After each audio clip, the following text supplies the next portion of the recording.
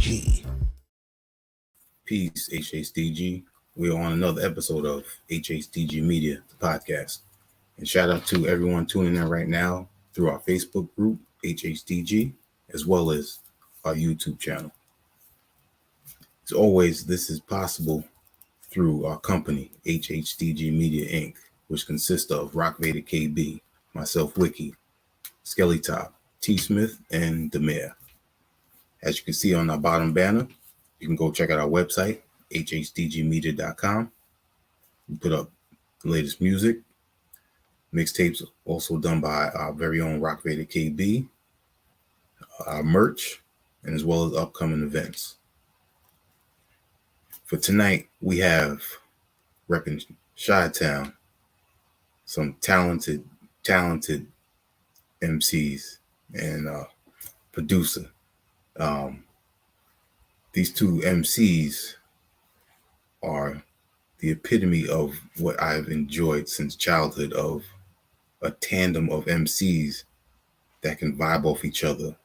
They can share each other's verses, and they do this continuously, effortlessly over multiple producers.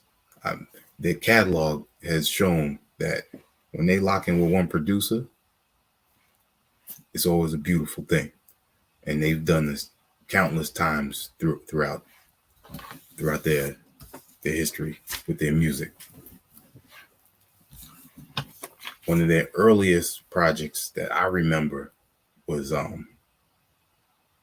self-titled project. I'm not sure if that's actually their debut. You know, they can tell me that, you know, when they come on later. But also volume 1 of The Love Bug. I think that was about 2012, 2013 when that joint came out with the Austrian producer DJ Tricious, if I'm pronouncing that correctly. That was, once again, another dope project. It seems like no matter who the producer is, these two MCs always do their thing. And also for tonight, we have a dope producer that they continuously work with. You know, this is family for them. Always putting in that work. And he's also done some dope work with another Chicago group, Highest Low. Underdog's album. Y'all need to go check that out as well. If you check out his IG page, just listen. Just put your headphones on, your speakers on, listen to what this man be crafting. And again, Chi-Town. They work with other artists as a Chi too. And we'll talk about that. Big shout out to Neek, Rashid Hadi. You know, those two names right there speak volumes. So if these two are working with them, you definitely need to check them out. And right now, the latest, The Love Bug Volume 2, that dropped on July 28th of this year. Definitely go check that out. Got one of my favorite dope MCs, Nejma Nefertiti, on there. She killed that too, man. Dope work, man. But we're going to definitely get into Volume 2, as well as some of the other catalog. So without further ado, I'm not going to keep y'all anticipating anymore. We have 1773, which consists of Wisdom Uno. Peace. Peace. What's going on, also, y'all? Jay Nagoma. Wagwan. Peace. Hey. And can't leave out Joe Tyse. What's good? Peace. Producer extraordinaire. Continue. I love it when you do that. No, it's all good, man. I appreciate it. I do appreciate it. Good. Definitely. Appreciate y'all taking the time to speak with me. Absolutely. It's all good, brother. Thank you for the opportunity. In the intro, I was mentioning I wasn't sure if the the project when you went by Just Jay Yeah. and Wisdom. Was that y'all debut? Yeah. That was the Okay. first one. All right. Technically, that was supposed to be like a one-off type of thing. It was like a side project we were planning on doing. We were both solo artists at the time, Hmm. and I had this idea of doing like a group project by the name 1773. And originally, it was supposed to be me and this producer, Ill Quality, that I used to work with. Um, and he was young at the time, so it didn't end up working out. And me and Jay used to do a lot of shows together, but as solo artists. And I thought of like, man, what if like I hit Jay up and see if he would be down to do this. And like I said, it was more of like a one-off thing. We were just gonna do that as a side project and then kind of like move on from there. But the chemistry just was there, and it was like, man, we should, Nice. you know, it feels good. And we were doing a lot of shows during the run of that first album, and it was just like we might as well keep going, man. Let's see where this takes us. So yeah, Yeah. that's actually the first album, and that's kind of how we came about as far as being a group. Yeah, that first album truly was like an experiment. You know what I'm saying? It was like Okay. an experiment gone good. You know what I mean? Because like here we are still doing it now, obviously. But yeah, we had no plans of like being a group. We had no plans of like, doing X amount of albums or anything like that. We were just, like Wiz said, just supposed to do a one-off project that he had come up with the idea for, and it's just like, yo, if like they say, if it ain't broke, don't fix it. I mean, you know what I'm saying? Right. So Yeah. we just kept it moving. Man, that's dope. And even from the beginning, we kind of had a thing of like working with one major producer, even though like on those early projects. We did have like a few different producers, but there was always one main producer. And then as far as the first album, Tony Stone, who did production back in the day for like artists like Braille and a few other people, he Or was like the Lightheaded main. too. Yeah, and Lightheaded. He Mhm. was like the main producer of that first project. And then Return to the New, our second album, our brother Othello, who goes by Jose Moore now, he was like the main producer of that project. And then we had a few like other outside producers outside of that. But we've always kind of stuck to that formula of like working with like one main producer. Just now it's been more of so like just really one main producer out and nobody really outside of that producer. Dope. Now, being that you did have some members of Lightheaded on this debut, tell us, how y'all all met. Did some of Um, y'all work in your solo careers already? well, it's funny because we met Othello, Jose Moore, when he was on tour, and came through Chicago, and he was part of this other group called Logic at the time. Well, at least I thought he was still part of that group. But when I first met him was at a show, um, and I didn't know it was him at first until he Mhm. like got on the mic and started like spitting, and I was like, "Oh shoot, that's this dude Othello." And then after the show, I went up and met him, and that's right around the time they had just started working on the Lightheaded stuff. Um, I talked to him about like, yo, I heard you from Logic, man, it's dope. And he was like, oh yeah, that's cool, but I'm actually working on this other group called Lightheaded. And that was back in probably 2003, 2002, 2003. Mhm. Then aside from him, Omega Watts, I kind of heard of him through his production online and stuff like that, and I wanted to work with him. And so at the time, they were all living in Portland, and so I hit up Omega online, and I was like, "Yo, dude, I love your production, man. I would love to like work with you sometime." And he was like, "Yeah, man, if you ever want to come through here, that would be dope. We can always build." And I was like, "Yeah, man, let's go." And at the time, there was a lot of dope artists coming out of that area, like North, Portland and Seattle area. And so I just went up there like in '03, and met up with them and started building with them. And like I actually got like 2 beats from Omega at the time. Um, and from there, through there, I met Braille. And so that's how I kind of like ended up meeting Lightheaded. And then I actually, a year later, I ended up moving to Portland and living with Othello and Omega. I was roommates with the two of them. Oh We did a wow. lot of like, yeah, we did a lot of touring and stuff like that. And that's how like we kind of all became family. And even like to this day, like, we still stay in contact with them and so yeah, that's kind of how it came about meeting those guys.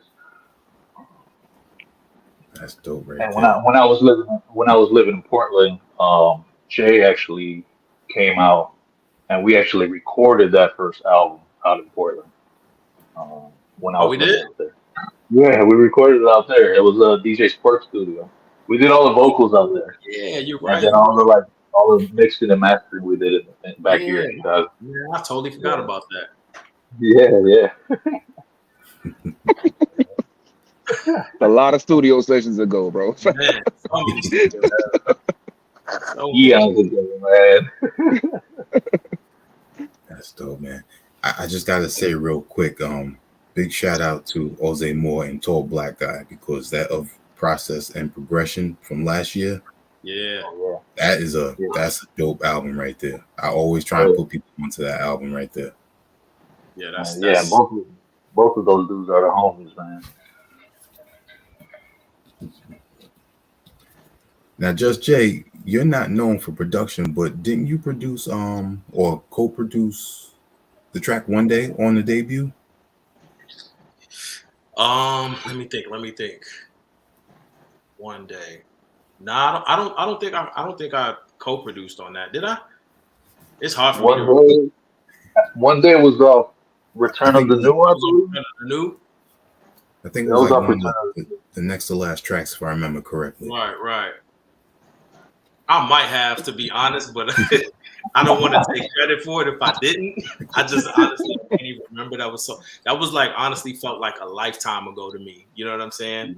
Um, but yeah, like I mean, as far as like some of the stuff we've worked on, I have like added my little flavor to it, Hmm. so to speak, co-producing here and there. But I honestly like I try to stay in my lane, which is like creative concepts and lyricism. You know what I mean? So like, um, yeah, I don't really dabble too much in the production or co-production at all. I got you.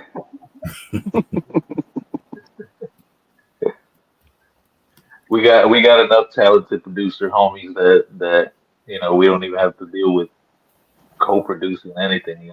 They just do their thing and they let us do our thing, man, which Yeah. is beautiful. I Everybody we mean, work with. Mhm. that's one of the amazing things about the two of you is no matter which producer the two you lock in with, it's always a dope project. Yeah, Thank you, man. we appreciate that. We try. It's one of those things. It's like when you figure out a formula, you don't want to stray too far away from that. And we Mhm. figured out pretty early on that when we work with one producer, not only does the sound have this like cohesive sound to it, but it also brings out a different type of energy within us. You know what I'm saying? And like where we can really lock in and focus on like making this sound like a full project. Because sometimes like what happens is if you work with like too many producers on one album, and this is no knock to anybody doing that, to each his own. But sometimes the sound of each track doesn't really connect, in my opinion. You know what I mean? But when For you the work whole with a album. producer, you can feel like through the whole album, like, okay, this is what they were going for. Like this is the vibe of the album. You know what I'm saying? Like versus going from left to right to the middle, north, south. You know what I'm saying? So Mhm. just try to stick with the formula that has worked for us, time and time again. Mm. Yeah. Got you. Now, when did Joe? When did you come into to play? Uh, Kind of a long story, short story thing. Me and Jay always talk about how things come full circle. Mm-hmm. Um, So I met Jay. We were 10 years old. I want to say Probably 10, 11. Yeah. 10 or 11 years old. We were actually went to fifth grade together. Yeah. We lived in the same neighborhood, and so me and him kind of connected through that, and just our love for like discovering new hip hop. Yeah. Mhm. And that's when like you talking golden era shit. So it's like that's when rap was like thriving and everyone was taking chances. So we were really into that. But then Jay, you ended up moving and you ended up moving away, and then after that we just kind of lost contact. Lost contact. No, Yeah. because we went to fifth grade, then we graduated middle school, and then Right. after that kind of lost contact. But in that time I started DJing first. And not that I got bored with it, but I'm kind of the way my creativity works is I try to push myself as much as possible. And I knew I loved the music, and I think I wanted to try to find a way to control it. So that's why I started DJing. And then once I kind of did that and was spinning and doing tricks and all of that, and I realized I wanted to go a little bit further with it, and I started kind of producing and making beats and just kind of being like a basement producer and working with anybody that I could work with in the neighborhood or just wherever. But to fast forward to when I started working with them, I'm from the old school of, again, that golden era where remixes were really big. So one thing I always try to do is I try to challenge myself by making remixes as much as humanly possible. Like I ask anybody that I know that I work with, yo, can I get the vocals for that? Let me just work on something. It's a way that I can kind of practice on my craft and where I can kind of get better. So I started talking to Jay like, yo, bro, like same introduction, like, bro, fuck with y'all, like, bro, can I get some instrumentals?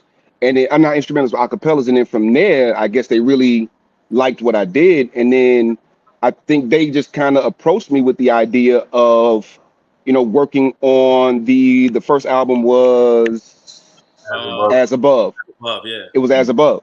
Um, with that, and then it's like, because it was on my IG page, because like you was said in the introduction, my IG page is kind of like a storefront. So I just post beats all the time, at least three to five beats a week. Mm-hmm. And they were like going through it and inboxing me damn near every day, like, yo, what's up with this one? What's up with this one? What's up with this one? Like, yo, what's up with this one? And it'll be like for solo stuff, it'll be for group albums. And before I knew it, these dudes had like 3 albums worth of beats. I'm talking full concepts of albums. And like the first one, the shit ain't even came out yet. And like, all right, cool, we just mastered that one, but you're already halfway through the next one. It's just like, and I think what happened musically though, that like Jay was saying, being able to work on an entire project with them, it built a chemistry. Mm-hmm. Now the thing is with these projects, like we make these albums, but the 3 of us in the same room together in the studio session, I think that happened once when y'all was recording. I just kind of came. Right. But other than that, the work has been like done. You know what I'm saying? Like these dudes are very specific with what it is that they want. They're in sync with the ideas and the concepts and what they want the music to sound like. Yeah. And I've just been blessed to be able to kind of have what they're looking for and kind of be able to make these projects that have been a lot of fun to make, and I just love listening to them. You know what I'm saying? And I think that's kind of why our chemistry started. And Jay did his EP, I did all of that. Wiz did his project this year. I got a couple joints on that. So it's just like there's just an energy and a chemistry that we've built over the last 3 years, and it just doesn't seem like it's gonna stop anytime soon. I just feel like it's just gonna kind of keep getting better and better. Right. Right. That's great. Yeah, that's the type of chemistry I love to hear about too. Yeah, absolutely. Mm. I think Man. it's our musical upbringing too. I think we're very much like-minded because me and Wiz, we talk laugh and shit. Like you had posted like Yag Fu front. It's like, holy shit. I thought I was the only motherfucker that listened to that. So it's like, yo, and that's that kind of helps with the chemistry because it all like the same mind state. You know what I'm saying? We all just that musical upbringing, and I think we all try to still capture that sound that we all fell in love with in what we do today. Right. Yeah. You just give your own version of it. Exactly. Yep. Mm. Now you mentioned DJing and then going on to be a producer. I just did an interview yesterday with a producer who was also a DJ, and he mentioned that I don't want to just rock the crowd. I want to create the music that they enjoy. That's exactly what it was. And what happened for me is because I would see DJs and then I would learn that, okay, wait a minute, like Pete Rock changed everything for me. And I was like, holy shit, so this dude is a DJ, but he's also making the beats too. And they were like some of the coldest tracks that I've ever heard. And then you had DJ Premier popped up. It's like back then the coldest producers were like the DJs back then. DJs, right? You know what I'm saying? The DJs were like the cold DJ Scratch. You know what I'm saying? Like, and that's just kind of how it was. And I'm like, yo, I feel like I can do that. You know what I'm saying? Because these dudes, I'm already doing half of what they're doing, and I'm pretty sure I have a good enough ear for it to where I can do the other half of it. But the thing that changed when I heard DJ Shadow's introducing album, changed my entire life. It changed, and it made me realize, like, yo, you can actually do this as a performer, as your own individual artist. You know what I'm saying? Because I never really heard an album where there was like literally like no lyrics on it, and it was just soundscape after soundscape after soundscape. And that came out in what, 96? 96, yeah. Yeah, that was 96. And that's when I really started getting into produce. I'm like, okay, I'm just finna, because I kind of fell off with my DJing, because I'm like, yo, this is what I want to do. And I just kind of gave it my all when it came to that. But I still, I could DJ. I still got the skill set. I could still do it, but I just much rather focus on, because I have too many ideas in my head and sounds that I actually want to make instead of sounds that I want to control, if that makes sense. Yeah, that makes sense. Yep. Yeah. And if you notice around that time, that's when there was a lot of DJ-based projects starting to come out. Mm-hmm. Yes. I remember DJ Crush from Japan was killing it. Oh man, DJ Crush. DJ Crush. Mixmaster Mike started putting out stuff. Yeah, turntablism was really big back in that, around that time, and Invisible Scratch Pickles, and then doing a thing, and then you had the Executioners, and it's just like that's when the DJ, like in terms of the DJ, the art form itself, not just the guy that spins records to get the party going. You know what I'm saying? It's like this guy has more power in what it is that he's doing, and that's when I think the DJ started to kind of become more popularized around that time. And of course, 2000s mixtapes, so on and so on and so on. But it all stemmed from that era of when it was still very young, and kind of like turntablism was in its infancy, and you had the DMC championships, and it was like, to me, that was huge. Like I would watch that more than the Olympics. You know what I'm saying? Mm-hmm. Did you ever, the good old days? Did you ever go in any? No, I actually did. I had to see them all on VHS. I had to see them all on VHS tape. Me and my buddies had VHS tapes, and we would just rotate them and actually try to look at them and try to pick up tips and skills and try to see how they were doing certain scratch. That's actually how I learned how to juggle, is by watching Mr. Sinister did it, and I watched him how he did it, and I actually did the exact same juggle with different sounds because I just wanted to see if I can do it, and it turned out pretty well. I need to find a video of that somewhere. Dope. Yeah, I got into DJing from my uncle, so I was put on through the Executioners with their exercise VHS. I know which one you're talking about. It had they were the X-Men on the cover. Yeah, Colossus. Yeah, bro, we passed that around. Oh my god, me and my buddy Fifth Element, bro, we passed that tape around like crazy. It was glorious watching that, man. Shout out I to missed Fifth, that. by the way. Shout out to Fifth. Yeah, shout out to Fifth, my brother Five. Yeah, man, that took me back right there. That took me back. Wow. Yeah, good times. Yeah, man. Absolutely. Wow. Man, so I don't want to jump straight into the Love Bug Volume 2, but when it did come out, I noticed, and I mentioned in the intro, it's been about 10, 11 years. Yeah. Since the first one? Yeah. Was that on purpose? Nah. We that kind of seems to be the running story with us. So like we didn't. So we put out the first Love Bug. I don't even think we were trying to make that album. It was just one of those things where Again, we work with one producer. There it is. Hey, you got the vinyl. Ah. Yeah, sir. Yeah, that's what's up. I got it. I don't know if you can see it. I got it on the wall, right on my wall, right Right there. here. But yeah, so like we work with Tricious out of Austria, and yeah, when we started getting the beats in from him, it just kind of like led us down the path, and so we're like, all right, Yeah.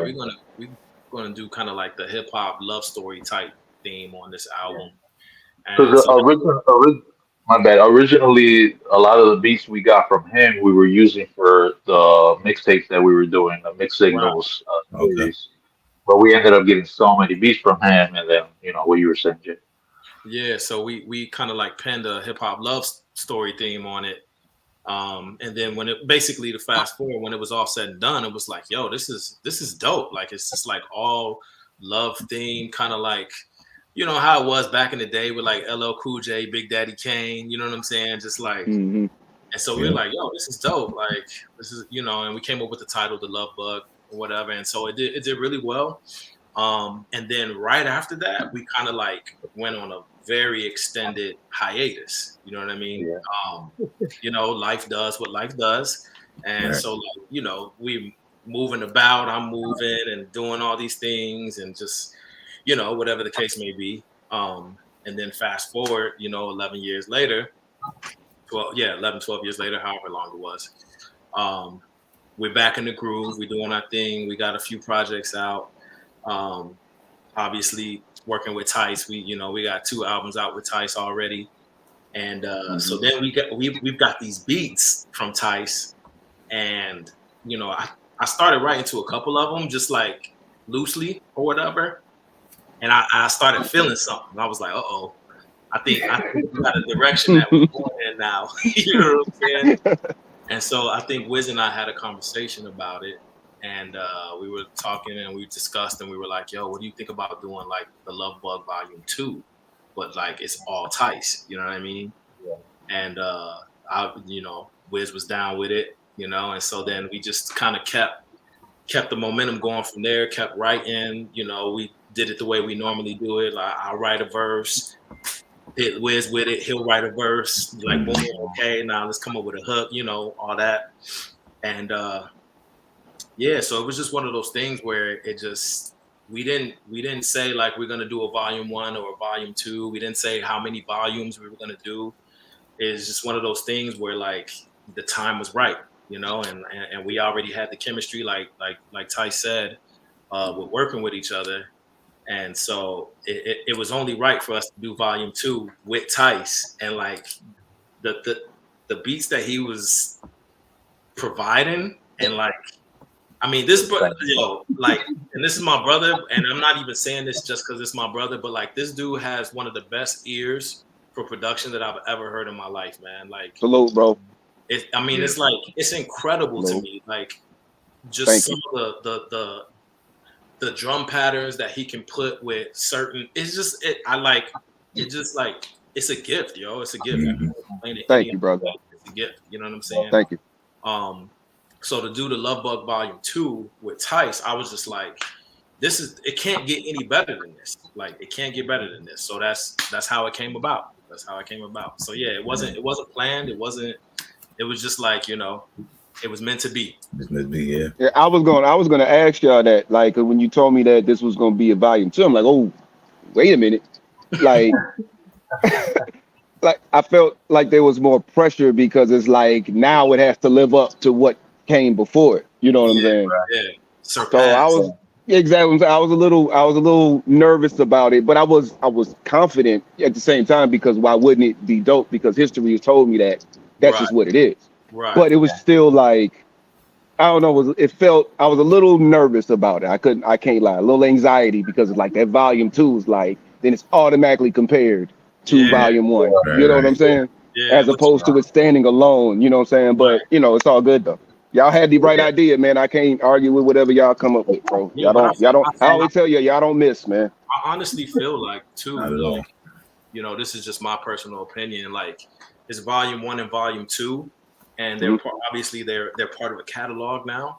But I think that they both stand alone because they have such different sounds. You know what I'm Sounds, saying? yeah, they sound different from each Such other, different right? sounds, you know. Word. And even And go ahead. oh, I was just gonna say, and album wise, this is like the first time we ever did like a part two or a volume two. I mean, we did it through True. mixtapes. That's completely different, you know, because with mixtapes you could kind of like throw anything Yeah. on there. But when it And the comes to like a remixes. concept, yeah, and when it comes to like a Mhm. concept, this was the first time we ever like thought like, man, we should do like a volume two to like the album we did before. Mhm. But it worked out. Everything came together organically and naturally, and you know we didn't try to force anything. And then also just the idea of having all female artists on it as Mhm. features. That was another thing that we were like, yeah, we got to do it. You know, we did it on the first one with two singers, and this one we were like, let's bump it up a little bit. Let's get like some MCs. Let's get a DJ. Mhm. And then fun fact, like um, Nita, the person who did the artwork for the first one, she also did the artwork for the second one. So it was Nice. like a little callback. You know what I'm Mhm. Yeah, saying? To that's dope. yeah. Yeah. Mm-hmm. That concept is something I think it should be done more often, given how when it comes to females in hip hop, there's always this. It's not us. It's more of the labels trying to have. There's always got to be one top female when there's so many So talented many. Yeah. out Man, there. A lot, a Yeah. lot. so many. I definitely appreciate y'all showcasing like that, and I'm still waiting for that Knots all female project that he was working on. Yeah. I remember that. I remember that was 2 years ago he was talking about that. But Yeah. I think COVID happened right after that and Mm-hmm. probably shut it down for a little while. Cause yeah, I was looking forward to that too. Hopefully he still does that. 'Cause, man, Yeah. I know that. Yeah. Cause that'd be ill. Yeah.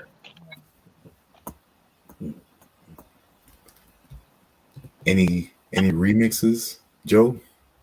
Ha. Yeah, I'm always doing remixes, man. I got something that I'm working on. It's kind of special, so I'm not really. It's only like 60% done because I'm working on other projects. Mm-hmm.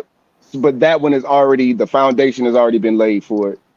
So I'm gonna do like I did the last time, like how I did the Rival Gate remixes, and I just kind of made the whole thing. That's Yeah. what's gonna happen with this. I'm just gonna make it and then present it to you guys as a completed album, so to speak. Oh, Man. see? So I'm not gonna tell you what's on it. I'm not gonna tell you what's on it or nothing because I got all the vocals for this project. So it's like Look at I that. can pretty much do, but I'm not gonna do all of them because Right. I'm just not gonna do that. But I'm working on something and it'll be done by mid fourth quarter is when it should be done. Yeah. Because I know y'all are working on something else, so I don't want to conflict with that. I kind of want to be, a length of time either before or after. Right. You know what I'm saying? Right. That drop. So that's kind of where I'm at with the remixes. But yeah, there's definitely some remixes coming for sure. Man, this See? dude, man, his remixes, it be pissing me off sometimes because some of the remixes be better than the OGs. Yeah, I'm like, yeah. how do you make the remix better? Like, I get that from, hey man, P Rock, bro. P Rock, he's the king of that shit, bro. He was like, sometimes his remix is like when I heard "Can't Stop the Profit" remix by P Rock, I'm like, yo, like Primo, yours is dope, but this one is like crushing that one on like so many levels. So it's just, that's where I get that from, man. But it's just a way to push myself. I don't feel like it's worth me doing if I don't feel like it at least elevates it in some way. yeah, You know what I'm saying? There's no purpose of me doing the remixes that is on the exact same level or below. It's pointless. I won't even put it out or y'all won't ever hit. Like there's been remixes that I've made. I told y'all the remixes that I made that I scrapped because I'm just like, not that it's bad, but it's not helping the content any. You know what I'm saying?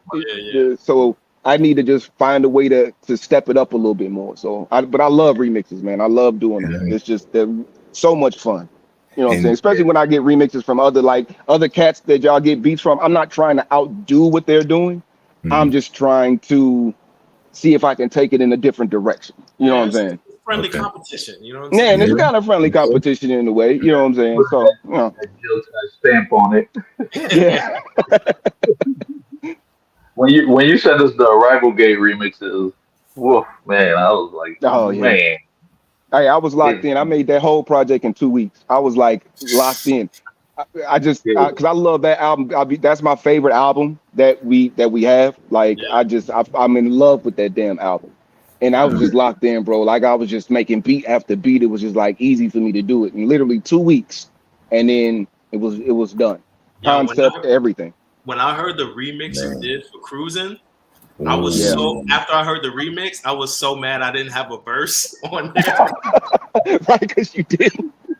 Because I only did the hook. Right. And I was like, yo, like, why don't I have I should have just threw a verse on here just to have this remix so good. Yeah, that one's a favorite too. That one had a nice vibe to it. Yeah, man. And the remixes goes back to DJing because what we do, acapellas and a different instrument, a different beat, different beat behind it, and you make your own remixes right there in real time. You know what I'm saying? In real time. Now, Wisdom and Jay, where do most of your concepts come from? Ooh, I mean, who knows? To be honest, like everyday life, pretty much.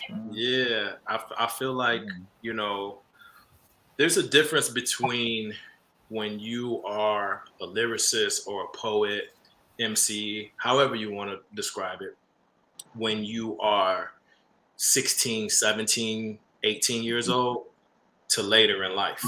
Because those early years, you don't really have much to draw on.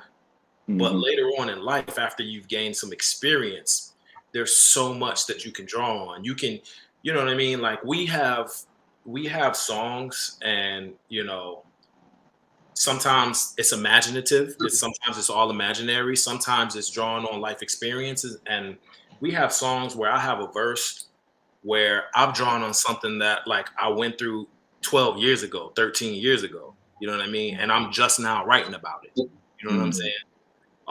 But I had the time to go through that experience.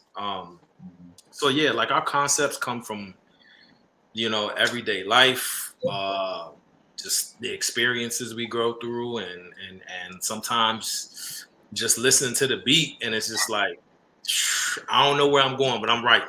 I'm just writing.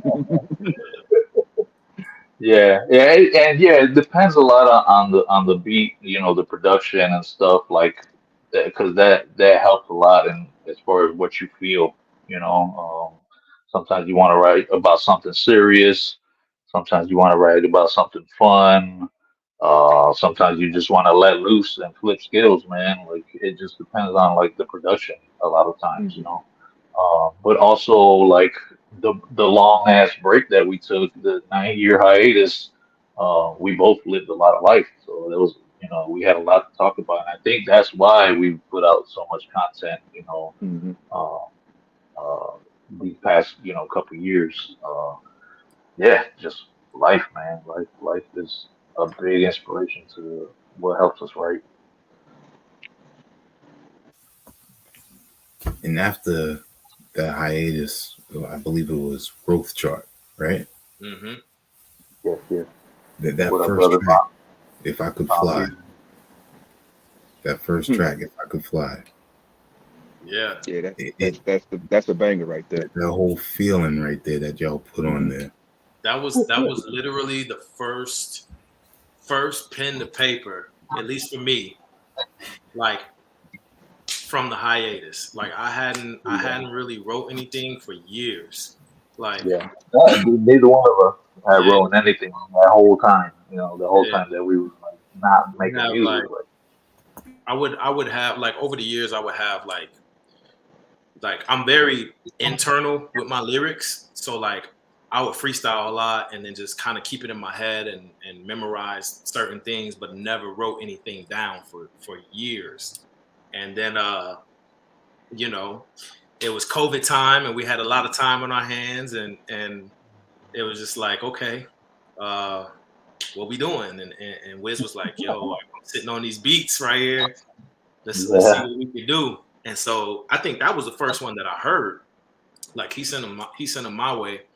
I heard that one and I was like, I'm back. Like I'm in it, you know. Yeah, so that was a fun one. That was a fun one to write. And that just kind of let me know and let us know that we still had a lot left.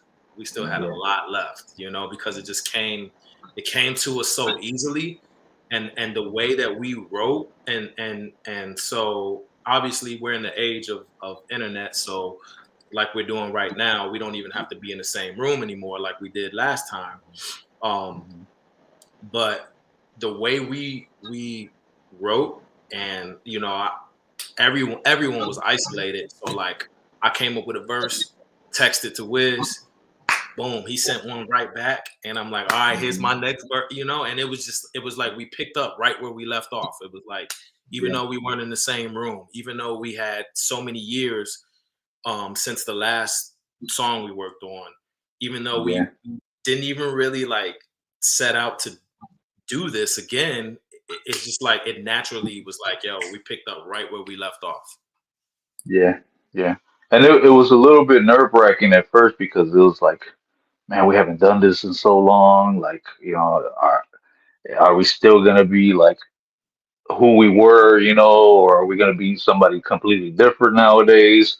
And I think once we like found the groove and like working with Von Beardo like straight out the gate and his style of production, and it fell in line with like the sound that we love and what we grew up on.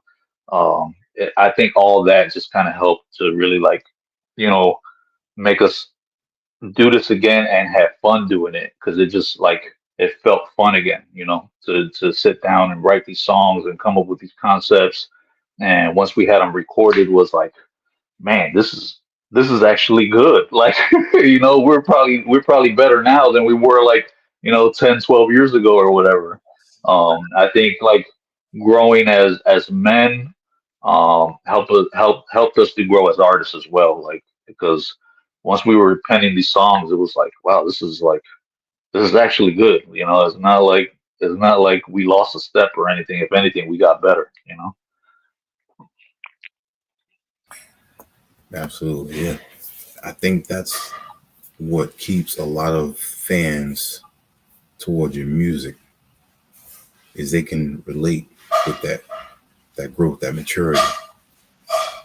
And like you were saying, I'm pretty sure if you would have listened to some of the music that you did at least 10 years ago and further back, and then listen to what you have now, you sit back and like, I can tell.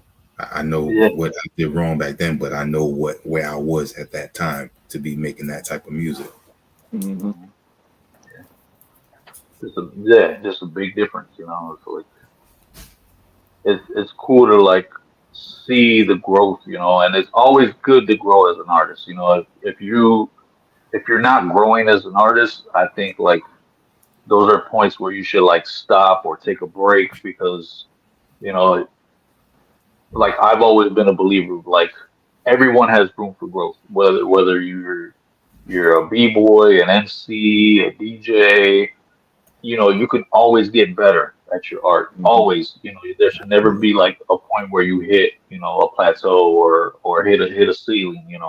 You should always strive to get better, and that's I think the thing that we've always tried to do. And I think a lot of our heroes, like seeing MCs like Black Thought still killing it, and seeing people Mhm. like Pharoah Monch still killing it, seeing Mhm. people like Coogee Rap still killing it, like that's big time inspiration too, because it's like, man, these dudes are like 50 plus and they're still monsters. Mhm. So, it's uh, another thing of like, you should stop rapping, and by a certain age, that's another thing that we see as like why though? Like, shouldn't you be getting Yeah. better as you get older? You Well, know, that's ageism in hip hop is ridiculous to me, and Yes. yeah, it feels like rap music is the only and legit the only genre where there's a age limit on when you should be doing it. I mean, hell, you could sing R&B and still sing R&B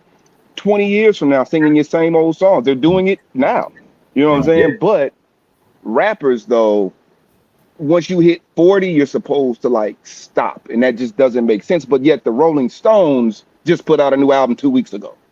Right. And and it's they're like, like, you know what I'm Yeah. saying? It's like that's acceptable though, because it's rock and roll. And like, but rap always seems to find a way to get all these stipulations and all these different rules that are accepted, especially by our own community. And I Right. just don't get it. Because if it what's dope is dope. You know what I'm Right. saying? And it just That's it. kind of is what it is. It's Yeah. kind of ridiculous to me. Yeah. yeah, I think they should try and do more shows where they have the younger generation with the older generation more Yeah. mixed in between. Yeah. Yeah, but it would take your big name artists to do that though. Hmm. You know what I'm saying? Because there's still plenty of artists that are younger now that still represent like that golden era type style of music, but they still appeal. Like Denzel Curry is one of my favorite MCs because dude balances both the old school and the new school with ease, in my opinion. Like dude is so dope, but he's not getting the same attention as a Drake or now J. Cole's about the only one that's really doing that Both. crosses over to both and Right. has yeah, respect from both sides.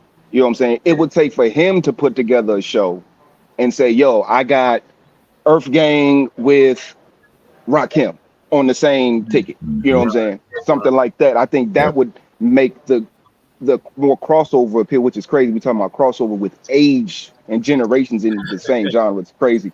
But it would help that crossover appeal to where the older generation could get the respect from the younger generation. But it's a lot of beef with that too. Yeah. That's always one of those clashes that the older cats don't respect the younger cats and vice versa. And until we can stop that narrative, I think this is just gonna be So how it much. is. You know what I'm saying? Yeah. Agree. Mhm. Agree. This brings me to one of my favorite tracks from your project with Manchester's very dope producer Quartz. A conversation piece. The track is "Feelings Aside" with Since 96. Yeah. Mm. yeah, That I think that's my favorite track on the album. That's my favorite track on the album, man. Yeah, it was just one of those things where again heard the beat and it was just like um yeah, the concept came to me pretty much immediately. And then I was like, yo, we gotta have somebody who knows exactly how to convey what we're feeling and in such a dope lyrical way. Um, and so yeah, since 96, it was just like we knew like he was the one. And then when he sent us yeah. his verse, Hmm. like woof, rap. It's a rap. It's a rap. He, Yeah. he's one of our favorite people to work with, man. That dude is just a beast. Yeah. Man. Like it's one of those people, he's one of those people, like I put him and Tyse kind of like in the same category where like I feel very fortunate and I'm grateful to be able to work with them because I'm a fan. You know what I'm saying? Yeah, I'm a fan of Tyse. I'm a fan of 6ix9ine since 9-6.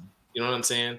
I'm a fan of his lyrics and his poetry. I'm a fan of Tyse's production and his ear. You know what I mean? So yeah, it was just dope to be able to work with him on that track. And yeah, that like I said, that's my favorite track on the album right there. That track is so hard to me, so hard to me. It's like lyrically, the beat, everything, man. How did y'all meet Quartz? So pretty much, Wiz is like he's the plug for everything, like straight up, like. Wiz is the plug for sneakers. He's the plug for production. Like he's the plug. Like everybody thinks like I'm the extroverted, like, which I'm really not even extroverted, but Wiz is the plug. so Well, anytime it's like a connection, it's always Wiz. It's always Wiz. yeah, it's funny because our boy DJ Hector V, um, me and him are always like sharing music with each other, like sending each other links and stuff. Like, yo, check this out, check this producer out, or check this album out, whatever. And he was like, yo, you should check this dude Quartz. It would probably be dope if you guys worked with him. So big props to our homeboy DJ Hector V, because if it wasn't for him, I would have never reached out. And I ended up reaching out to Quartz and just asked him. I wasn't like even sure uh, if he was gonna reply back, or I didn't know. So I just reached out to him and was like, "Yo, I love your production, man. You're super dope. We're really much in the same vein of like the stuff you do. Would you be down to work on a project?" And he's like one of the coolest guys I've ever met and talked to and gotten to build with. And he was like, yeah, man, no, for sure, man. Like, give me like a week, let me work on some stuff and I'll send some stuff your way. And so, yeah, he like exactly about a week or so, he sent over like, like probably like 13, 14 beats or something like that. And out of those beats, we picked the 10 that are on the album. Like it was that easy. It was like, yo, this dude, he's nasty with it, and like everything we put on the album was from that batch of beats that he sent us. So yeah, it's been dope being able to build with him, and we're in talks of like working on a follow up for sometime next year, hopefully. Dope. Yeah, before a few days ago, I was trying to see if I could find the cassette, because I got the cassette and I remember how it has the almost like the spray paint on Yeah. it. Yeah, How you yeah, get man. Man, you got a cassette. I don't even got a cassette. Every time me and Jay link up, I always forget to give him his copies. I'm like, my bad, man. I keep forgetting those things. And speaking of DJs killing it, Germany's Robert Smith was on the track Down. Yeah. Man. That dude is incredible on the turntables, man. Mm-hmm. Incredible. And again, another very down to earth, yeah, super chill. Just like, I mean, we're very grateful because everyone that we've connected with are just like good people too. You know what I'm saying? Just super down to earth. You know what I'm saying? Like willing to work and turnaround is like impeccable. Like we hit up Robert Smith like, yo, you want to do something on this track, and then like by the end of the day, it's back to us with like perfect scratches and cuts and everything. You know what I'm saying? Like crazy scratch up or something. Yeah. Yeah, and he came by way of connect through our boy Bombeardo. They're good friends, and they're in the world of turntablism. Both of those dudes are amazing. So we got connected with Robert Smith through Bombeardo. Big love to DJ Robert Smith. Big love to Bombeardo, wherever you at. We trying to find you, bro. You disappeared on us, man. But no. He did. I was gonna ask y'all about that. It seemed like dude just disappeared all of a sudden. Because I'm always watching his videos, and all of a sudden it's like, yeah, that's his move, man. That's his move. Yeah. Yeah, that's his move. He disappears and reappears. I thought I was tripping. Bob Beardo is very he's very mysterious that way. He'll dip out, appear out of nowhere every now and then. It's all good. It's all good. You had some projects with the Japanese label Revolution Recordings that came after the debut. How did that come to be? I remember Return of the New and Sound Solstice. I can't remember what one of the other projects was. The first album was Constant Motion, but that was it was the debut album, but they titled it Constant Motion because they wanted the title for the album. But that was good old MySpace days, man. We had our MySpace page up. The guy who was an A&R at the time at the label heard Constant Motion, the song, and he was like, "Yo, we would love to put this out as a 12-inch." So it was originally supposed to be just them releasing that as a single on vinyl, and I hit him back and I was like, "We have a whole album. If you guys want to hear it and are interested, you guys might want to put that out. I don't know. I'll send it your way." So I sent it, and they followed up with us and were like, "Yo, yeah." They were down to put out the whole thing. So that our relationship started from there, and then um, we also had the opportunity to go out there and tour back in '08 and in '09. So it was for the Constant Motion album and Return of the Doom. We had the blessing to go out there and tour Atlanta. It was funny because they were like, "Yo, you guys are the first guys from the states that we've ever brought out," you know. So it was cool to build that relationship with them and to just be be good friends with them outside of just the music thing. Yeah, because they had only really toured and worked with other Japanese artists prior to our music, so it was dope to kind of like break that ice It and be the is. first ones that they brought out from the states to tour out there. Yeah. Mhm. And the label also dropped a 12-inch with the Constant Motion remixes. Yeah, Yeah. Yes. Yes. yeah, Yeah. They did a good amount of remixes. Because that's another thing they were big on. They were big on like exclusive stuff that was just exclusive to Japan. So they would do a lot of remixes. They would want us to do like an extra song that's not on like the US version. Hmm. So that was a lot of that too, like bonus tracks and stuff like that. Um, so like yeah, hard music. I think that was a remix they did that was received really well out there, and even to this day, it gets the same amount of plays. Because I think the sample they used was from like a very like famous anime. It might have been from Spirited Away. I'm not too sure, but it was something real popular. Like it Hmm. just hit out there like crazy. It was insane. Man, I miss the 12 inches. I had the exclusive remixes like that. yeah, man. Those were Good the old good days. old days, man. That was just fun stuff, man. The digging, getting your fingers dirty, all of that. Yeah, Uh, when you could only get a certain song on the side B of No, sir. something. Yep. Yeah, Yep.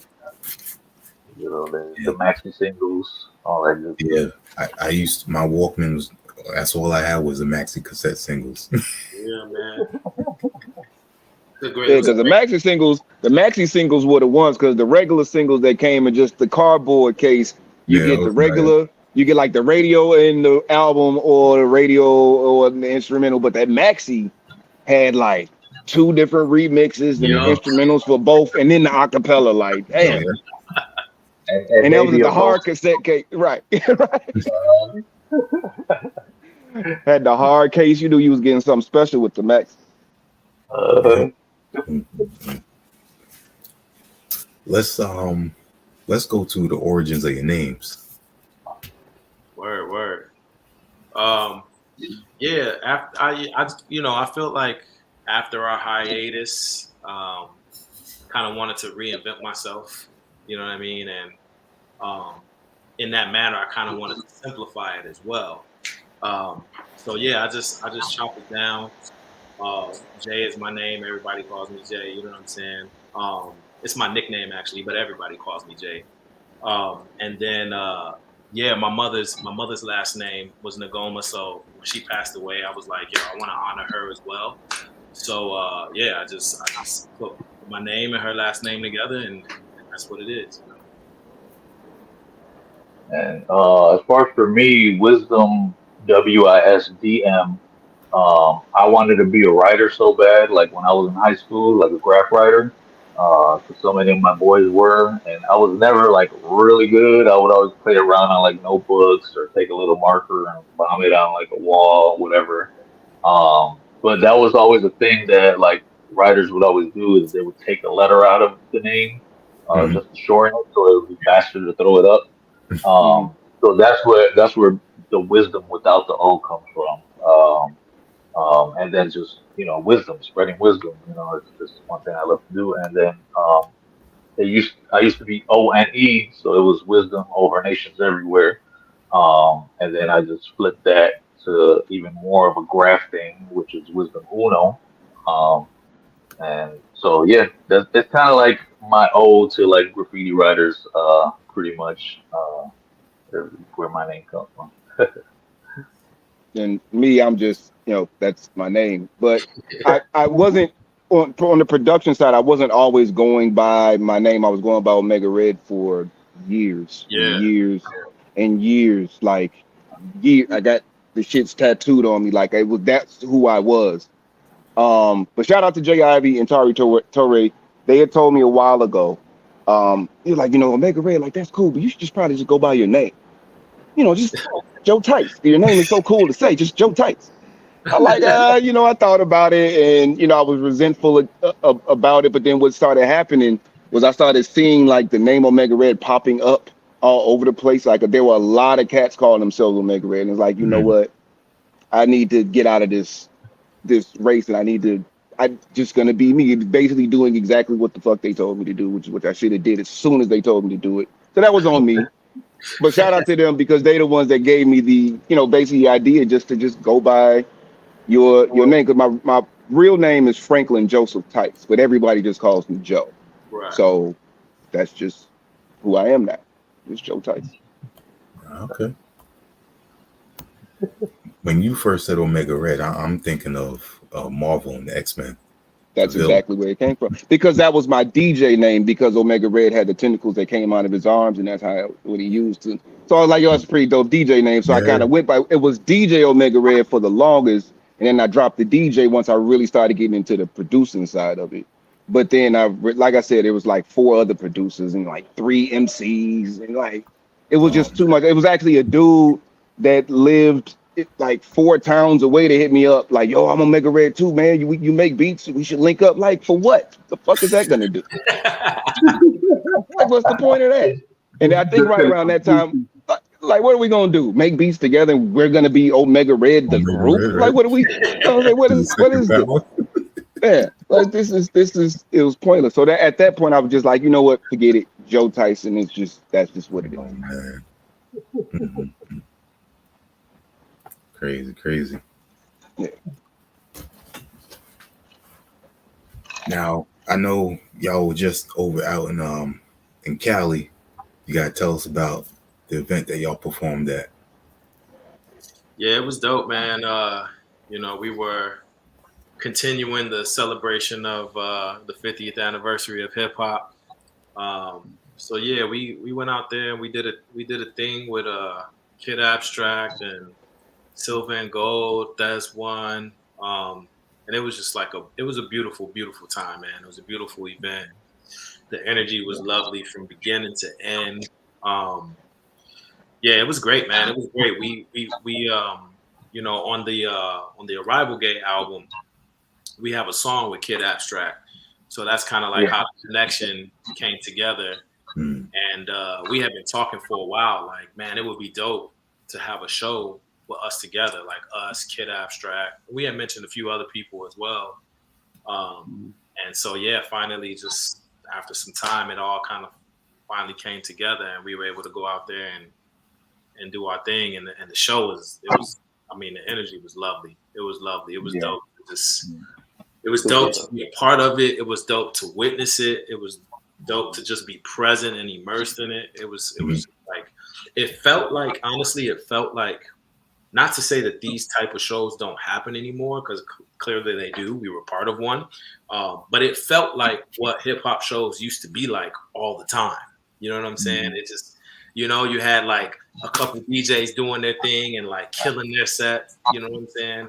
And then you had, a couple dope acts, and like like everyone was engaged, everyone was present, everyone was like vibing, like Having fun. yeah, having a good time. It just felt like what hip hop really. It just felt like the essence. It felt like the essence of hip hop. You know what I mean? So yeah, it was dope to be a part of that. That's fire. Mm-hmm.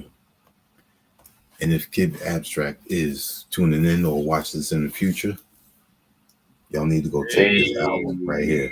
Yeah. Still dreaming. One of my favorite albums to come out this year. So smooth. That brother. Shout out to Kid Abstract, man. That's the smoothest brother I ever met, man. That dude is like, he's all around cool, man. Like just a good brother, man. Good heart, like, and just a dope MC, man. That dude, he killed his set that night. Man, is that your first time meeting That's One?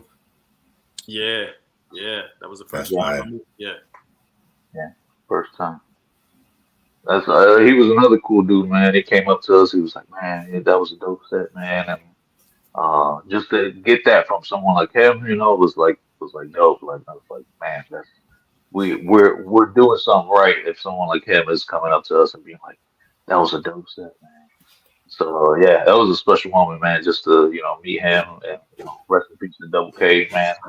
People on the stairs, man. That's just West Coast legends.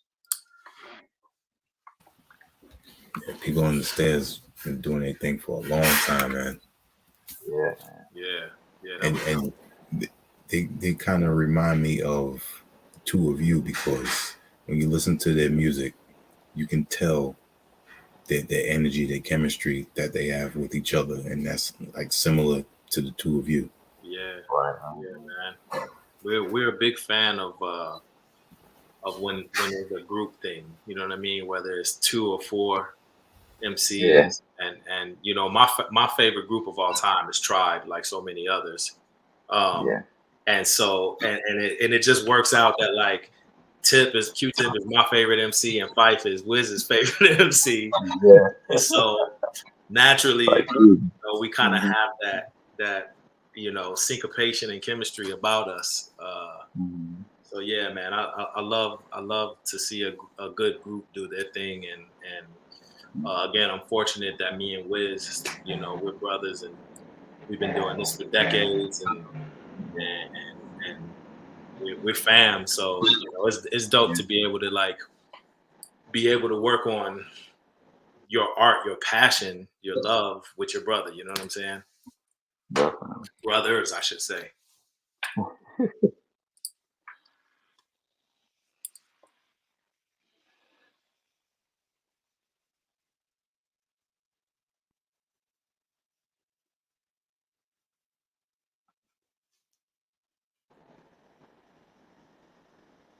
I can't hear. I didn't hear what you said. Oh, I'm sorry. I was saying I wanted to play a portion of a music video that is Small Circles, the track you did with Quartz off a Conversation piece. Dope. Yeah. Put that on real quick.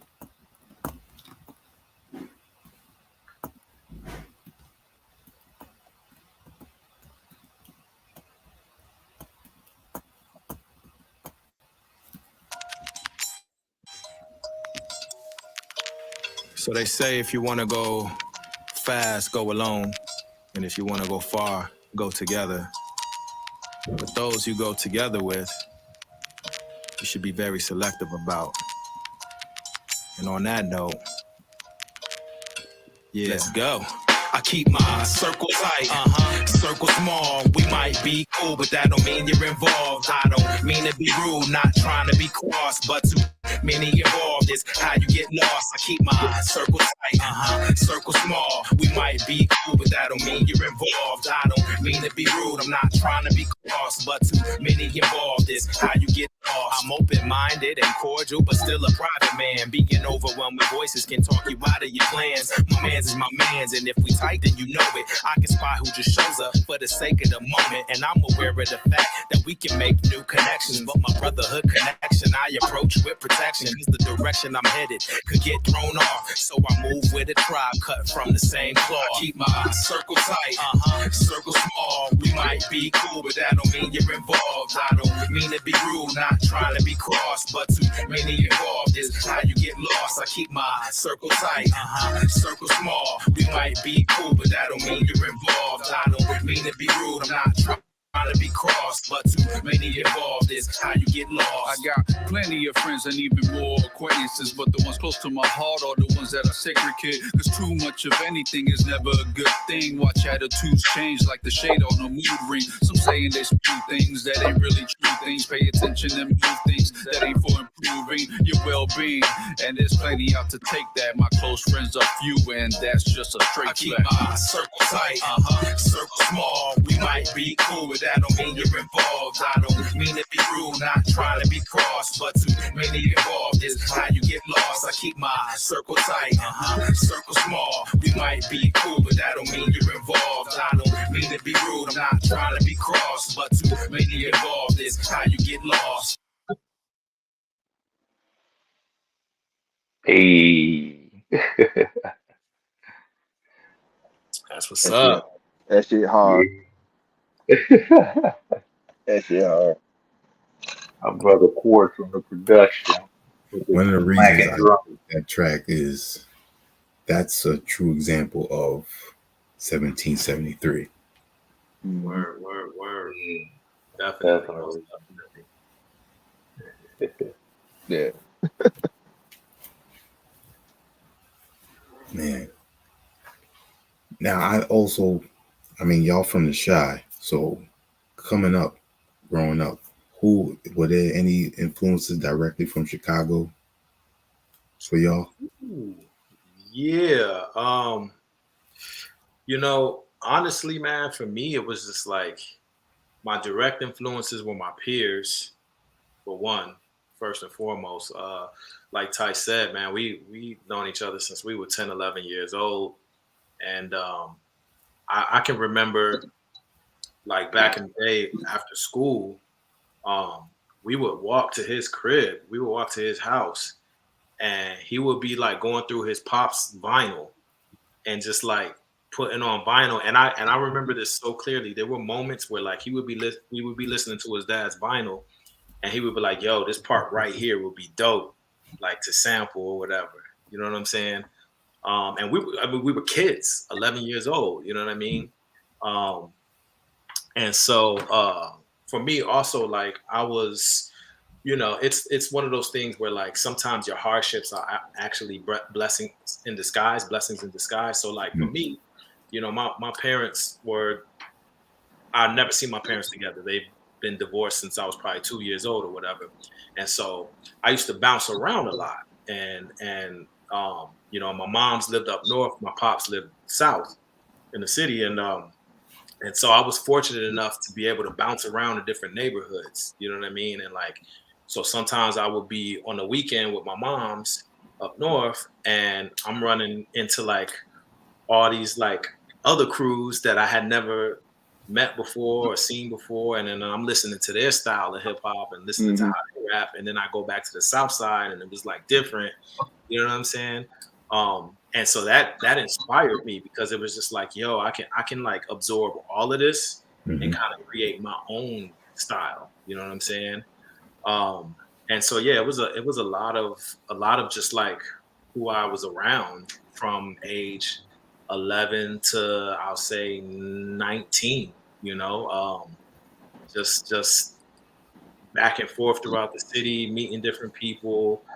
So my peers first and foremost were my influence, and then some of the older heads, like I looked up. I shouldn't say I looked up to Juice, but he was like one of the best, if not the best, MC in Chicago at the time. That's true. That's and true. like his freestyling and everything. And I Freestyle of Written changed everything. Freestyle of Written is still some of the coldest shit that I've ever heard in my life. That song is classic. Straight up. Classic. And I used to, in my little sectors where I used to get around, I used to be known in my little sectors for my freestyling, because I was really good at coming off the top. But then like I started hearing what Juice was doing, and I was just like, okay, I definitely I gotta take it up way higher than what I'm doing right now, because I can't compare to that. You know what I'm saying? So yeah, like back in the day, like Juice, Prime, Rhyme Fest, Rubber Room, All Natural. Like those were like a lot of the guys that I was just like really like, yo, this is what hip hop is about in Chicago. You know, these cats right here. So yeah. Yeah. For me, I think if we're talking strictly Chicago, I think Rubber Room was a huge influence on me. D to the S, the Ill State Assassins, Man the Chamber, EC, and all of them. Oh, ECL. AC Yeah, Ella. Yeah, Zilla, AC Ella. Ryan Fest, Dirty MF, uh, man, all them dudes, man, they just used to like represent Chicago to the fullest. Even Common when he was Common Sense, Yeah. like he was one of like the main dudes coming out of Chicago, other than like the Brad and Twista, you know. But yeah, man, those were big influences on me as far as like people from the Chicago scene. Yeah, the Chicago scene though was kind of crazy because even though it was a big city, we never really had that type of spotlight like New York or even Atlanta. You know what I'm saying? A lot of our artists were hometown artists and they still kind of stayed hometown artists because they just didn't have the exposure. You know what I'm saying? That New York artists had, and even California artists and Louisiana artists, and like we just didn't, we never had that. So like Jay saying, it's more about the experiences, and of course, and even WHPK was fucking huge for us because that's where we heard like, Yes. you know what I'm saying? That's where we heard like that what was happening in Detroit. That's the first time I heard Eminem. I'll never forget it. I remember the moment that I heard it, and it was on WHPK.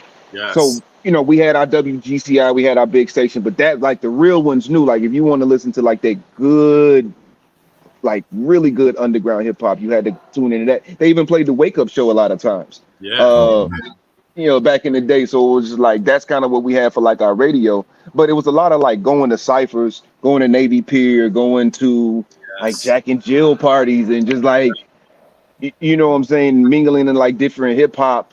Because back then, like hip hop parties was like really big, like real, chill spots. But a lot of battles would be going on, and just kind of being in that world.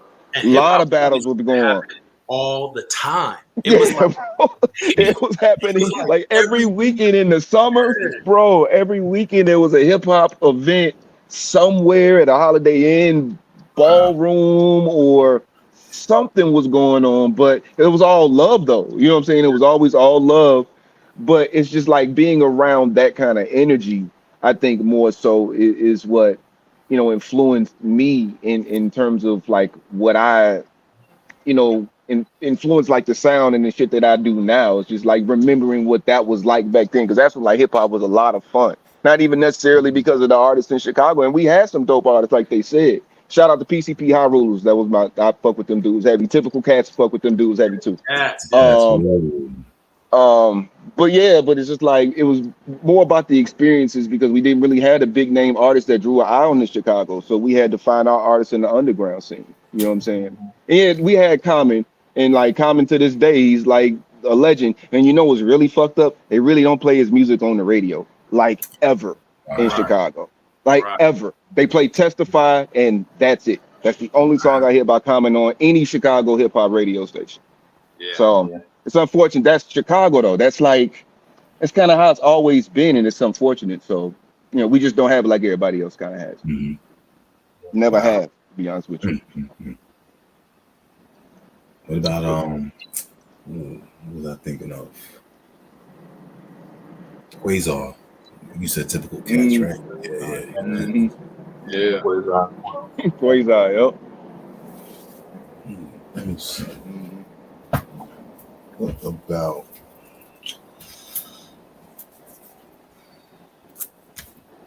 these guys? I mentioned Rashid ID. What about Race Bannon? Oh, that's the homie. Race is one. So I met Race at a very, very young age. I was 17. My mentor, shout out to Jelani J Fury. Shout out to Jelani. He introduced me because he was kind of in that kind of like world, and that's how I first ended up meeting Race. Race has always been a cool brother, man. I've always looked up to Race. He's always he has some kind of crazy opinions sometimes, but he's a really always been a cool, down to earth brother, man. I love the hell out of Race. Shout out to Race. Peace, brother. Yes, indeed. Dope. Yeah, good dude. Cool. Two of y'all fathers. I'm a father as well. Oh, I am too. Oh, you are? Okay. All of us. So All of us. All right. So tell us how that experience has been from the past of being in the music industry and how it is now making music. Wow, good question. Hmm. It's it's one of those things. So for me, my situation is a little different. I have two teenagers, but then I have a young one. So I have two 17-year-olds, twins, and then I have a 5-year-old. And so my twins, it's interesting because they've been around hip hop and around the music, and just like when Wiz and I, we used to live together.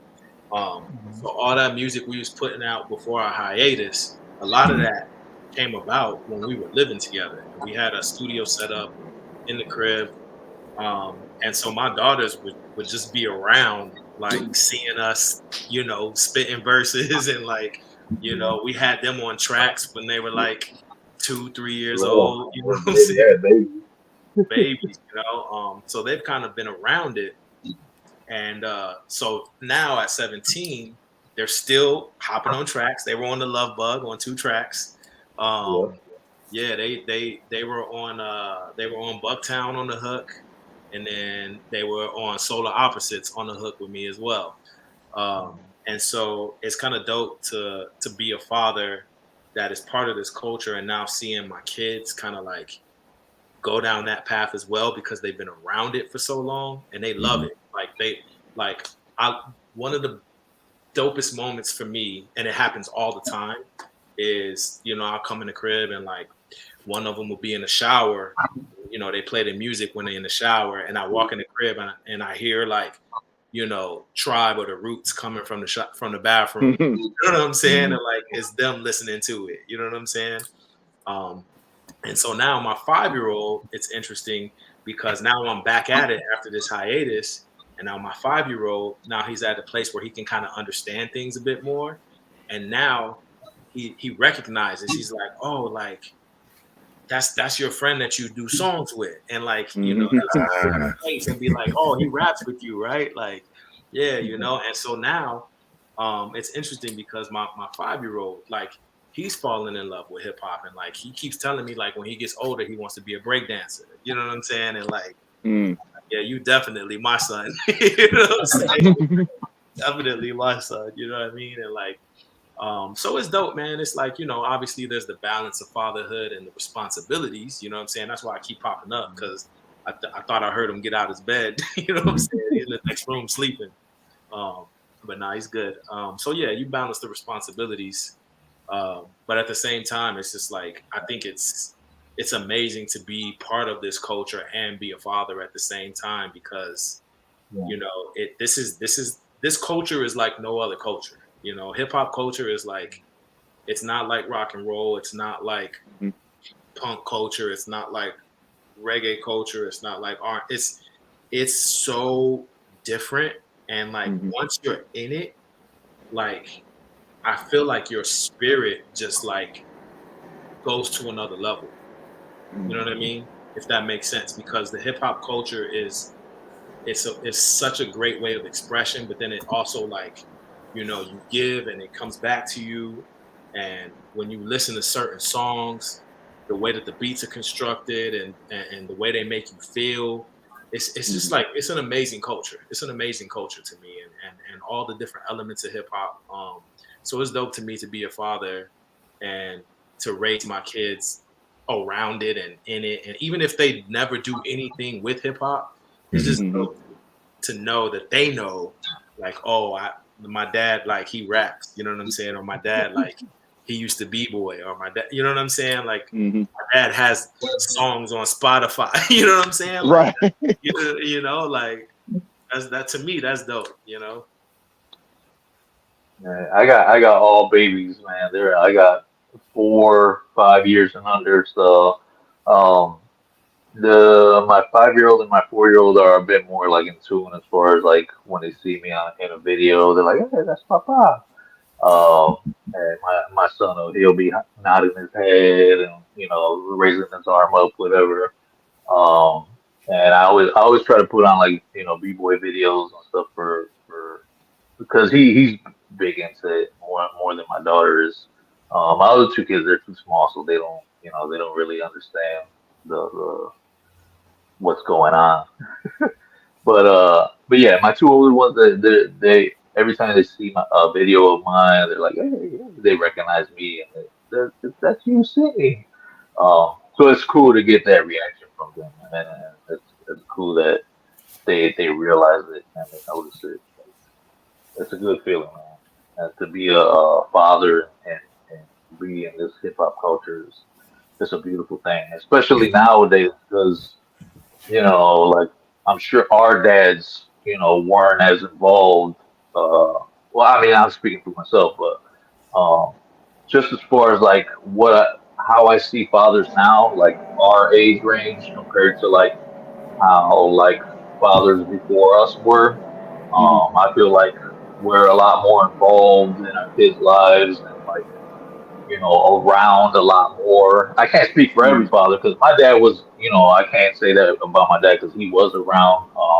But a lot of the times he was just like working like 12-hour Mm-hmm. days, 7 days a week. So it was hard to see him, and like even connect on him on a level like, like I do with my son.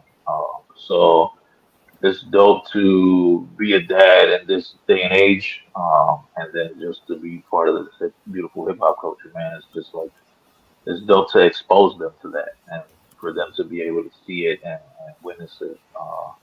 It's cool, man. It's just a cool thing. Yeah. Mine, I have a daughter, she's 14, and my son is 12. And they've been around it ever since they were babies. I got videos of actually one of the earliest pictures I have of my daughter is with her on my MPC. I mean, she had her bib on. I mean, she was a baby, but she was just kind of laying up on the pads. So, like my equipment, they've always seen it, and I've always made beats. Um, like I've been making beats since I was 17, 18 years old. So, and I've never stopped, so it's not like I've ever taken any time off. So I keep it loud in the house, especially on the weekends. It's pretty loud. They know what I'm doing when I'm down there. Um, my son is really more so into it. My daughter's into music, not necessarily rap, but she's kind of into a little bit of everything. Me and her, we share songs all the time from like outside of, just different genres, electronic and all kind of, different stuff. But my son, he got more interested into what I was doing because we recorded because you had mentioned the Highest Low album, Underdog's album. We recorded the bulk of that album in my basement. So he would see them kind of coming and going Yeah. to the point when the album came out, like he knew the album came out. He was excited that he can, pull it up and hear it. But one day I came in the house to, just kind of out running errands. I came in the house. He was upstairs doing homework, and I actually heard Sanctuary playing in his room. And I went in there like, what the fuck is this? Like, he was like, yo, I like this song. I was like, holy shit. Like but the thing is, he has an attachment to it because it was recorded in his house. So he heard, you know what I'm saying? So he's like, he has this kind of like emotional attachment to all of this, to that album. Like he really, really likes that album a lot. And he's always asking, is that Cruz? Is that like he loves Cruz? Shout out to Cruz. Yeah, shout out to Cruz, Ocho, shout out to Wise. But like he always asks about them and just wants to know what's going on with them just because he saw them. And we recorded that album over the course of 13 months. It was a lengthy process because, we tracked it out. It was like we really wanted to put together something that sounded as good as we could possibly get it to sound. So we took our time with it. So he was seeing these dudes like damn near, twice a month, every month for 13 months. So he's like more into it. And now he's like, he loves rap music. His favorite song is The Next Episode by Dr. Dre. He loves that damn song. Can't get enough of it. So So it's cool, man. It's like I'm happy that he takes an interest in it. And then my daughter, like I said, she's not really into hip hop, but just the fact she's in the music, because that's how I was. You know what I'm saying? Like I grew up listening to jazz, rock and roll, and a little bit of everything. So she definitely gets that from me. Well, my son is just like, no, rap, rap, rap. I don't want to hear nothing else. You know what I'm saying? So it's just cool being able to share, my love for music in general, whether it's different genres or it's, hip hop. I just love that they have an interest in it at all, and I'm able just to kind of share that with them, and they're kind of, into it. They know that I do music. They know when I drop albums, and my daughter listens to all my music. I kind of run everything past her because she's gonna let me know like straight up, because I know she doesn't really like rap like that, but she'll give me her honest opinion about it. So she's kind of like my test audience in a way. So it's really cool, man. I'm having a lot of fun with it. That's dope. Yeah, I have 2 sons. My oldest is 16, and my youngest is 10. Both June babies. My youngest, shout out to my fiance, she's a hip hop head as well. My youngest, when he was 4 years old, we took him to a Diggable Planets concert. And because we love Diggable Planets, when that track came on, he was right along singing the hook and everything. Right on cue. That's dope.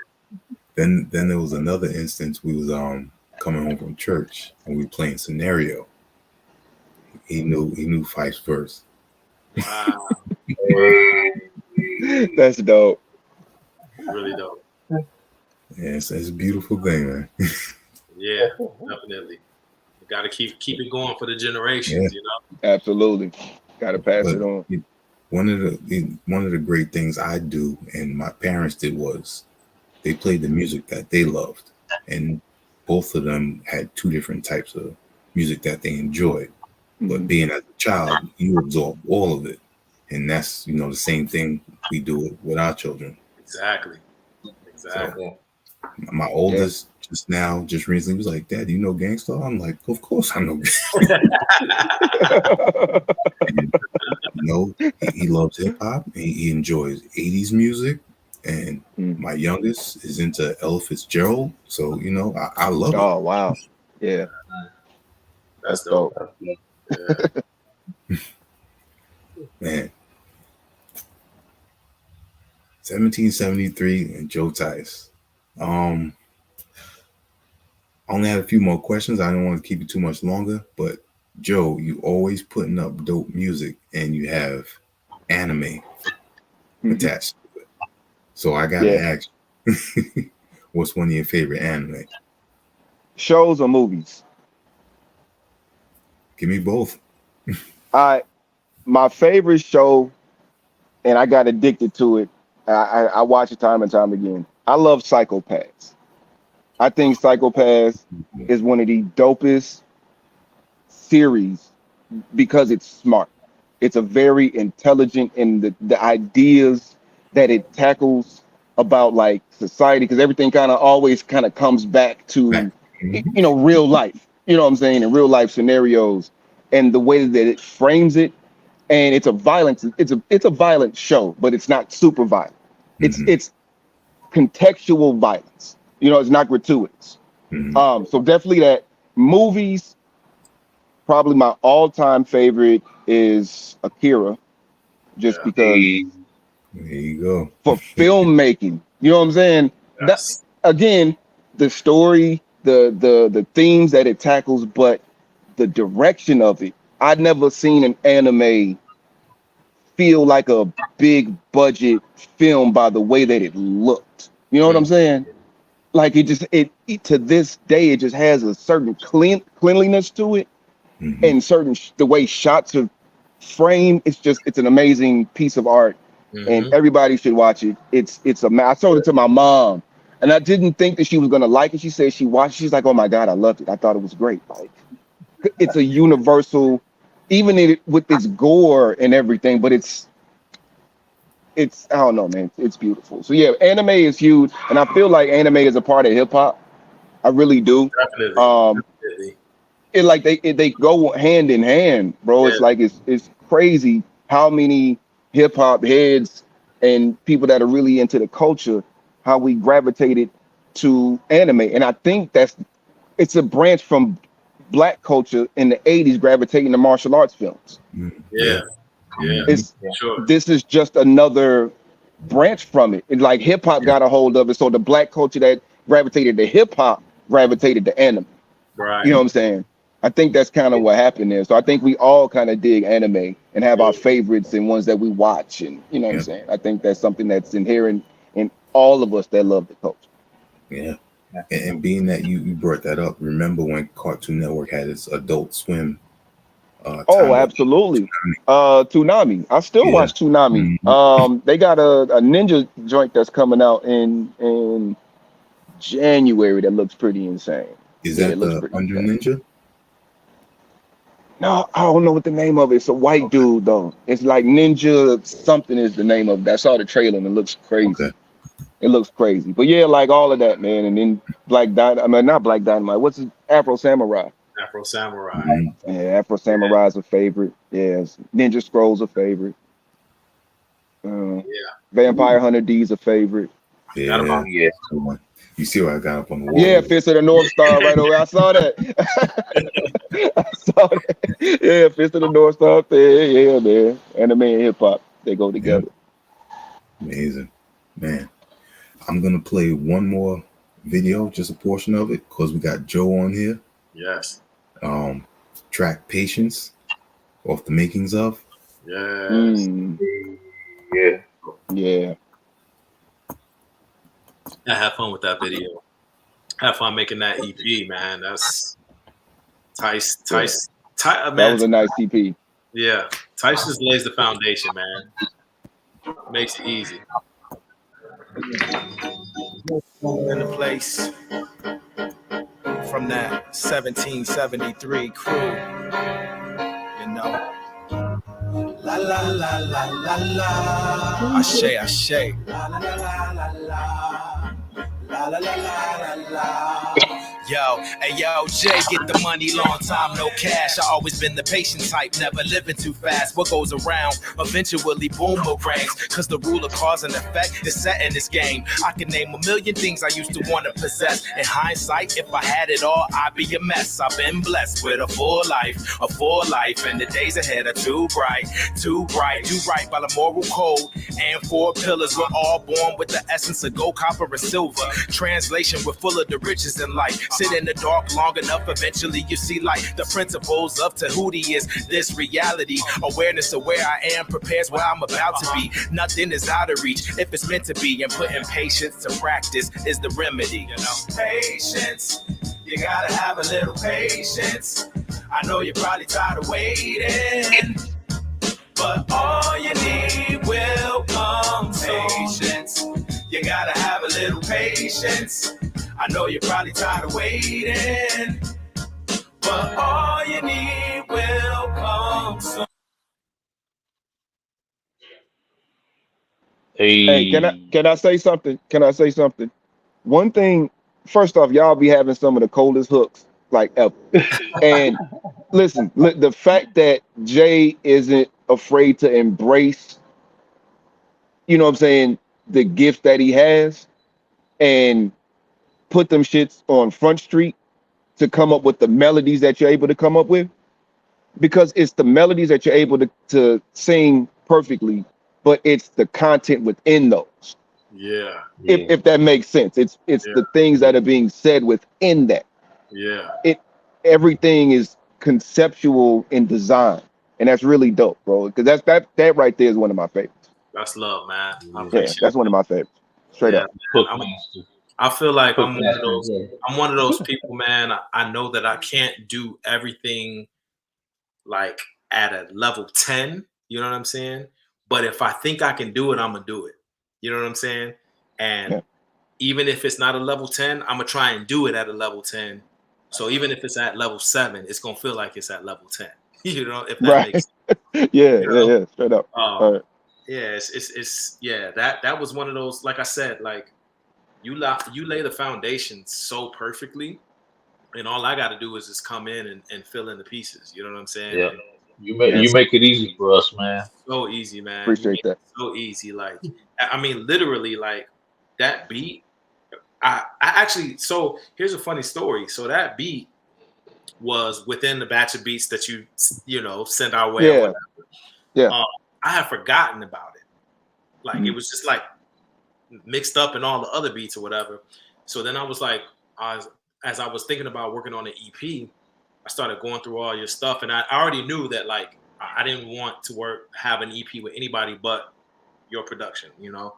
So I started going through stuff, and then that was the first one that I came across, and I was like, yo, like this beat is crazy. Like, and so I sat on it. Wiz will tell you I'm a really quick writer. I write really fast. Yeah. And so I sat on it for like 10 minutes, and then the hook just like hit me. I was literally sitting in my kitchen just listening to it, and the hook just hit me, and I just kind of started humming it. I didn't have the words to it yet, but I just kind of started humming the melody. You knew the cadence though, right? Yeah, you know, and you knew like the exactly. And once I started humming the melody, then I had the words like they just came to me. They filled in, and I was like, all right, all I got to do is write the verses to the hook. You know what I'm saying? And so like it was kind of backwards from how I normally work. Normally I write the verses first, and then I go back and do the hook. But this one I had the hook first, and I was like, patience. You gotta have a little patience, and like when it hit me, I was like, all right, I know where I'm going with this, and the rest was history. So like that to me, that's also one of my favorite joints. Like, so you basically wrote that you came up with the concept of the verses based off of the hook. Exactly. Essentially. Exactly. I got you. Yeah. Got you. Normally it's the other way around. Other way around, right? Yeah.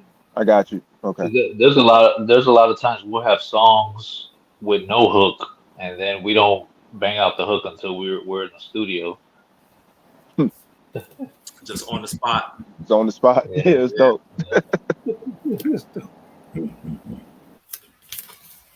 Joe Tyse, Wisdom Uno, J Nagoma, 1773.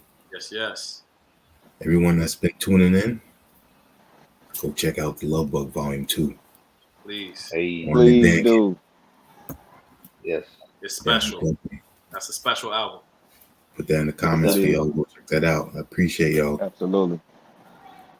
And we appreciate you for having us on, man. We appreciate that, Yeah, man. appreciate it, man. Like straight up, we definitely do. This was fun. Thank you, man. Thank you. Definitely fun, man. Y'all Appreciate you, man. always welcome to come back. I appreciate it. Yeah, man. Love. Now, for those that are tuning in, we're going to let them give their shout outs and where you can go reach out and support their music. Dope. Yo, just again, Love Bug Volume 2. It's out everywhere, all streaming platforms. If you rock with us, please check it out. If you haven't heard of us, go check it out. Like, I guarantee you, like, you will not be let down. This album is very special to us. It's very special in the way that it came together, the concepts, everything. And again, like, it's one of those things where you don't find too many albums that are very deliberate in the way that this album is. You know, we have all female features on the album. You know what I'm saying? Shout out to everybody that featured on the album. Nejma, Nefertiti, Silver and Gold. Shout out to my daughters, Brooklyn and Johanna, for helping us on the hooks. Who am I missing? DJ D. DJ D. DJ D. Mama D. Shout out to Mama D. All the way from Australia. Deandra. Oh, yeah. Who else am I missing? Wiz, I know there's Deandra, who sang on Let's Check Out and Going Up. Shout out to Tyse for laying down the soundtrack. Beautiful soundtrack. It's a groovy album. It's a groove. Yeah, definitely, man. But yeah, man. Shout out to everybody that's been supporting us, man, and just tuning into what we do and sharing our music with whoever and wherever. Big shout out to everybody. As far as me, I have several projects. It's been a pretty work-heavy year over the last 2 years. I put out a lot of music, so you can find my stuff on Bandcamp. You can find it on Apple Music, Spotify, pretty much all the streaming services. But this Friday, I do have a new project coming out. It's actually featuring 1773. So I'm excited about this project. So it's my art project volume 3. Make Believe is the name of it. So that drops Friday. So I'm excited about that. Listen to all the art project volumes. Yeah, every single one. Yeah, volume 1 and 2. So basically, our project is pretty much an instrumental series, but this is the first one I'm actually having songs. So I have 1773 on it, and I got Cruz Ocho on a joint too. This is the first time I'm kind of stepping outside of it, and I kind of feel like this series. I want to do 7 of them. So there's 7 projects, 7 songs each. So I think I see them kind of morphing into like the last one is going to be like an all hands on deck where I'm just going to kind of call in favors from everybody to kind of go out with a bang. So, but I'm excited about that. Again, it comes out Friday, and that's going to be again on my Bandcamp, and it's going to be streaming everywhere as well. So, and I have next month. Oh my goodness, it's just a lot of music, man. But it's so much to go. I can't even name it all. But yeah, just check me out on every streaming platform and definitely on Bandcamp for the support. I appreciate everybody, like straight up. Yes.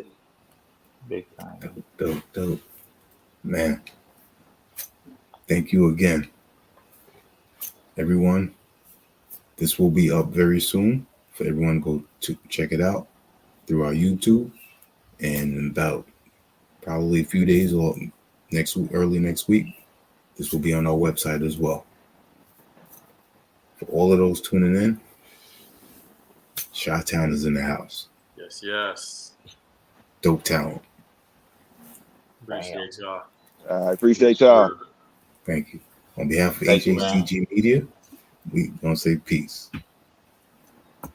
Peace. It's